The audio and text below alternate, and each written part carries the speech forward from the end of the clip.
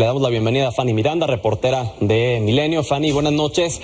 ¿Nos tienes información respecto al aumento en la temperatura en México? Gracias, Pedro. Muy buenas noches. Gracias por esta invitación. Así es. En México la temperatura pues está siendo cada vez más elevada que en el resto del planeta y hoy justamente el Servicio Meteorológico Nacional dio a conocer cifras importantes. Diciembre fue, por ejemplo, el mes de diciembre más caluroso del que se tiene registro en los últimos 68 años.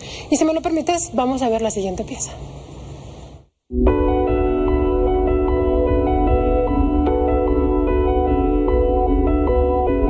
El mes pasado fue el diciembre más cálido de los últimos 68 años en México. De acuerdo con el Servicio Meteorológico Nacional, la temperatura media nacional fue de 18.7 grados centígrados, esto es 1.8 grados arriba del promedio. Además, reportó que todo el 2021 se ubicó como el cuarto año más cálido desde 1953, con una temperatura media nacional de 22.2 grados.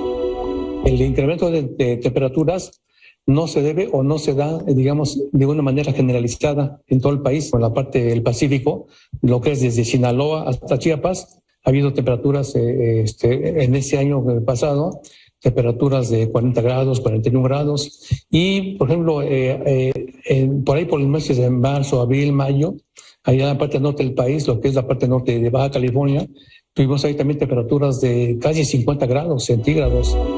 Los científicos sostienen que México se está calentando más rápido que el resto del planeta, lo que hace a nuestro país particularmente vulnerable al cambio climático por su ubicación geográfica. No nos cae el 20 de, digamos, la emergencia o la situación crítica en la que estamos. Si comparamos con el periodo preindustrial, México, su temperatura promedio de todo el país anual ha aumentado alrededor de 1.6 grados centígrados.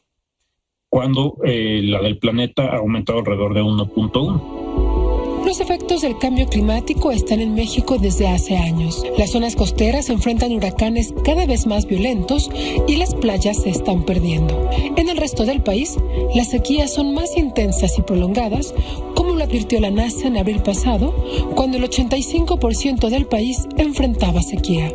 Entonces, las presas de todo México llegaron a niveles excepcionalmente bajos y el sistema Cutzamala, que abastece a una cuarta parte de la población del Valle de México, llegó a su nivel más bajo en los últimos 25 años.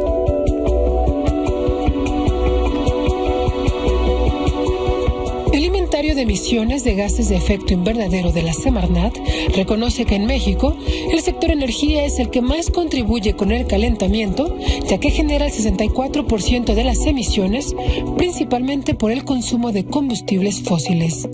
Por su parte, la UNAM sostiene que la Ciudad de México también se ha ido calentando más que el resto del país por la pérdida de vegetación ante el avance de la urbanización que forma islas de calor.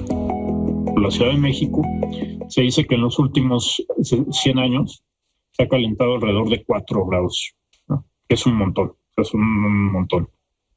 De eso lo que se dice es que 1 grado ha sido por cambio climático global, más o menos, que esto es consistente, digamos, con lo que te contaba ahorita de que México en general se ha calentado como 1.6 grados durante los últimos 150 años.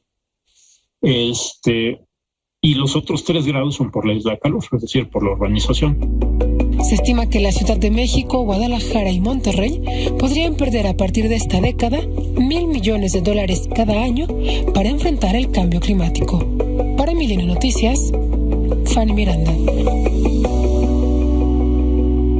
Ahora, Fanny, el aumento en la temperatura no es una cosa menor, es algo que incluso si sigue aumentando podría hasta llegar a desaparecer ciudades que están en las costas. Exactamente, y en México ya lo estamos viendo. La emergencia climática, esto hay que decirlo, es ahora. Los efectos del cambio climático están aquí, están en nuestro país y lo están sintiendo desde hace varios años. Como lo comentas, hay comunidades costeras, por ejemplo, en la península de Yucatán, en donde tienen erosión de playas. ¿Qué significa esto? Están desapareciendo las playas, están desapareciendo pueblos asentados a la orilla de la playa por la erosión costera, que tiene que ver con el incremento de la temperatura del nivel del mar, pues se la va comiendo y es lo que hemos visto en la región de la Chontalpa, por ejemplo. Hay huracanes cada vez más violentos, fuertes, sí. más intensos, sequías, como le decíamos en la nota, sí, más prolongadas. También se ve en las ciudades y justo en estos días, por ejemplo, en la reserva de la biosfera mariposa monarca, nos comentaban que casualmente las mariposas se vieron muy activas. La gente, los turistas estaban sumamente felices, pero esto es un indicador de que el bosque se está calentando y de que se están afectando especies tan emblemáticas, tan importantes como la mariposa monarca. Es decir, los efectos del cambio climático ya están frente a nosotros. Mucha gente